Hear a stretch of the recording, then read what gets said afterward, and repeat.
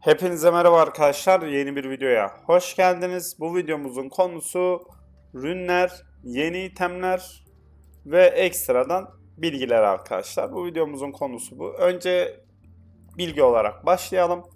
Arkadaşlar artık artı basma malzememiz sadece Optikite. Bunu önceki videomda söyledim.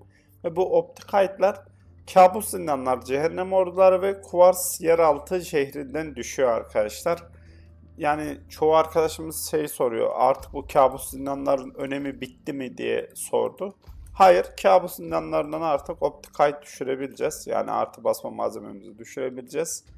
O yüzden kabus zindanlar da bir tık önemli. Onu söyleyebiliriz. Tabi yine biz cehennem ordularından veyahut şuradaki kutsal yeraltı şehrinden de kasabiliriz. Orayı daha görmedik, bilmiyoruz ama güzel bir yerdir herhalde. Bakacağız ona da. Şimdi ekstra şu glifleri de göstereyim arkadaşlar. 100. seviye glifler bu şekilde. Gözüküyor mu? Gözüküyor. Tamam. 100. seviye glifler bu şekilde arkadaşlar. Altta da ekstradan özellik ve pasif geliyor. Ondan sonra tabi o özellik pasifler 45. seviyeden sonra geliyor. Yani 100. seviye glifler de bu şekilde oluyor. Bunu da tabi yükseltebilirsiniz. Mesela örnek veriyorum. Kritik vuruş hasarım 1054 mesela.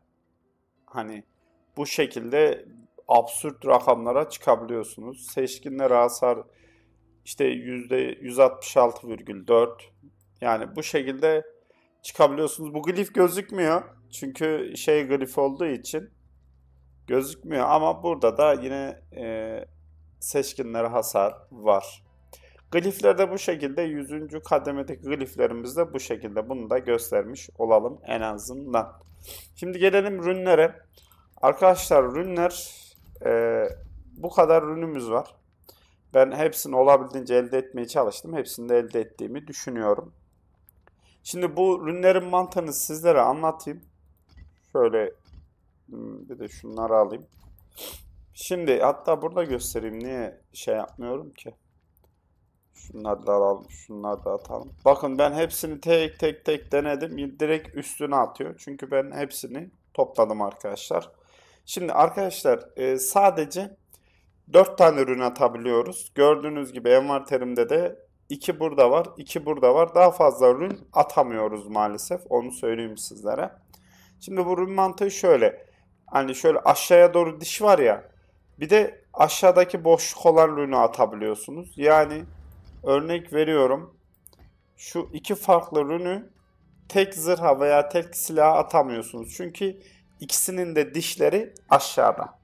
O yüzden aşağısı boş olan yani şöyle şu şekilde denk gelecek şekilde rünlerinizi atmanız gerekiyor. Bu arada şu mor rünler burada aşağıda gözüküyor. Sarı rünler direkt pasif olarak gözüküyor arkadaşlar. Hani benim anladığım kadarıyla o. Onu söylemiş olayım.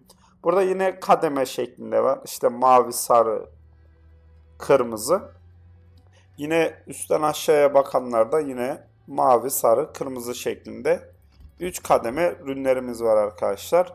Yani rünler bu şekilde sadece 4 tanesini atabiliyorsunuz. Bu kadar. Mor olanlarda altta gözüküyor özelliği. Sarı olanlar ise pasif olarak gözüküyor arkadaşlar. Bu rünleri tek tek okumamı isterseniz ayrı bir videoda yorumlara yazabilirsiniz arkadaşlar. Hepsini tek tek okuyabilirim. Hepsinin ne işe yaradığını tek tek bakabiliriz. Bunun için yorumlara yazarsanız sevinirim. Bu arada kanalıma abone olmayı, videolarımı beğenmeyi unutmayın. Desteklerinizi bekliyorum. Şimdi devam edelim. Yani ürünler bu şekilde. Onu söylemiş olayım. Şimdi geldik yeni itemlere. Bildiğiniz üzere şunları şöyle envanterime alayım. 3 tane yeni überimiz var arkadaşlar. Bu 3 yeni überin birisi bu. Kask.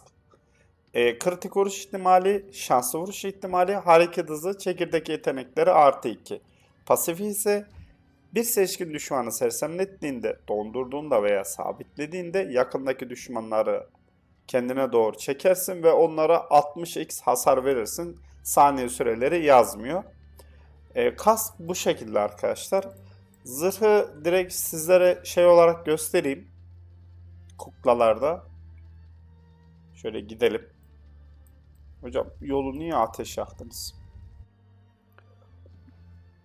Uf, ata bak be. Bu arada ne yapıyorsunuz? Dün Türkiye maçında var ya, çıldırdım arkadaşlar, sormayın ya. İzleyeniniz var mı bilmiyorum ama çıldırdım Türkiye maçında. Dün o yüzden yayın açamadık zaten. Neyse. Şimdi bu yeni Uber zırhımız tüm istatistiksler maksimum can saklanma durumuna girdikten sonra ilk saldırı işte 400-500 hasar vurur. Kaynak üretimi canın doluyken bir yetenek kullanmak işte 28.000 ilahi yayılım ateşi verir diyor. Burada ise yeteneklerin canın doluyken bu da 929 ilahi yayılım ateşi veriyor arkadaşlar. Bu zırh muhtemelen yeni sezonda kullanılmaz. Çünkü ee, ben niye görünmez oluyorum direkt. Bakın bak. Ya tam olarak her şey üstteki şeyleri yazmıyor ya arkadaşlar. Muhtemelen sabit durduğumuzda görünmez oluyoruz. Değişik bir zırhmış. Bu üstteki pasiflerde şu mor olan yerlerde yazıyor muhtemelen, onu göremediğimiz için.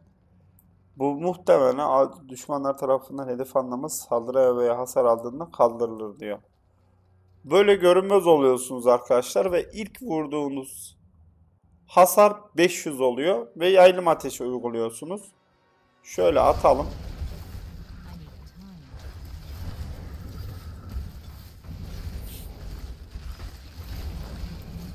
Ben sürekli görünmezim.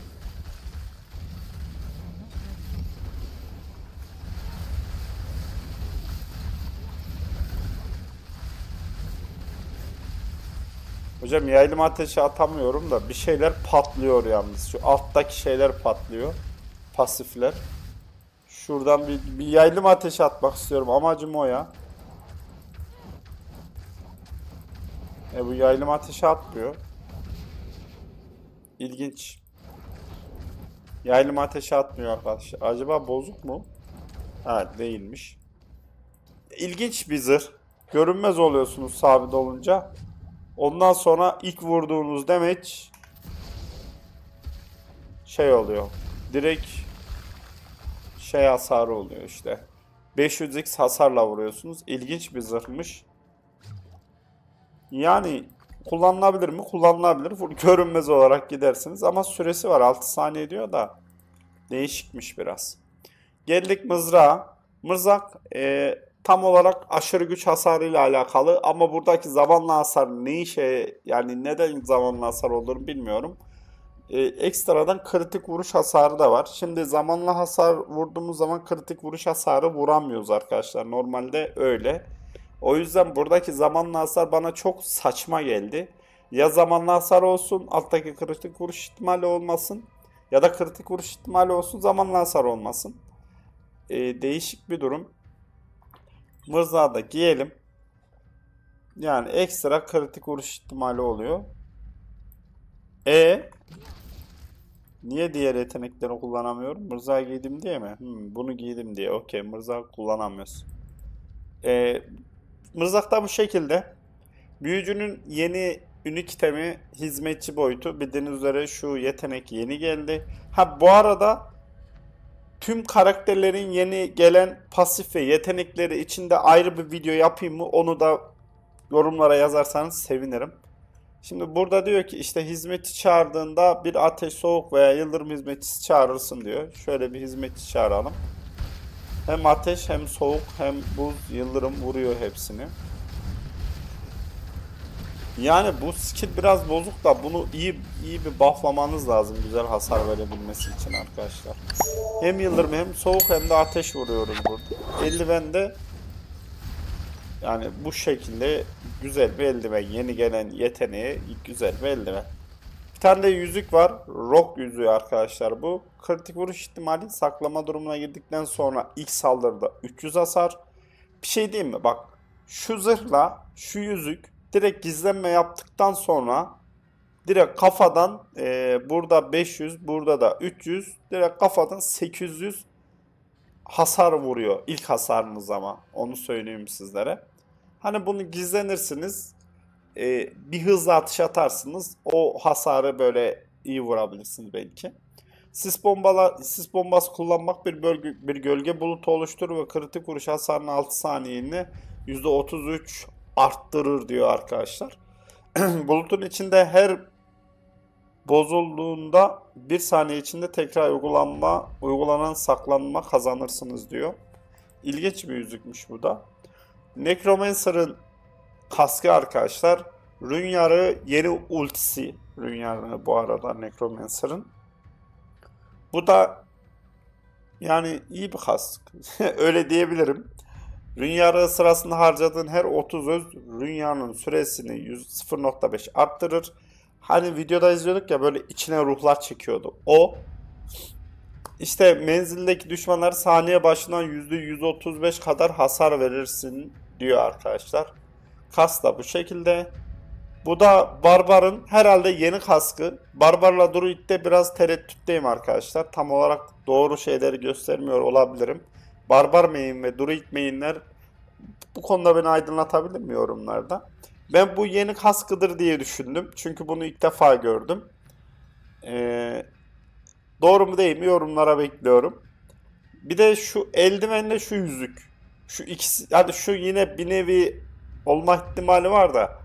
Şu Druid için şu ikisini ayırdım ben. Hani belki yeni değildir bunlar bilmiyorum ama öyle yani bilmiyorum. Şu ikisi konusunda çok tereddütlüyüm. Yorumlara yazarsanız sevinirim. Zaten bir gün akşam yayında bakarız beraber. Yeni itemler de bu şekilde arkadaşlar. Überler ve itemler de bu şekilde. Videoyu daha fazla uzatmayayım. Videomuz bu kadardı. Videomuzun amacı ürünleri göstermek, ürünlerin çalışma mantığını göstermekti. Ekstradan glifleri gösterdim. Artı basma malzememizin nerede düştüğünü gösterdim ve yeni itemleri gösterdim. Böyle bir bilgi videosudur. Dediğim gibi yeni özellikleri, yeni yeteneklerin göstermek için bir video isterseniz yorumlara yazabilirsiniz ve şu ürünlerin de hepsini tek tek okuyalım, bakalım derseniz de yorumlara yazabilirsiniz arkadaşlar. Kanalıma abone olmayı, videolarımı beğenmeyi unutmayın. Desteklerinizi bekliyorum. Kendinize çok iyi bakın. Akşam da yayına beklerim. Buyurun gelin arkadaşlar. Allah. Şu tuşlar var ya. Kombomuz bu. Büyücüyü fena yaptık bu arada. Yeni yetenekle beraber. Güzel bir büyücü oldu. Neyse. Hadi görüşürüz. Kendinize iyi bakın. Hoşça kalın.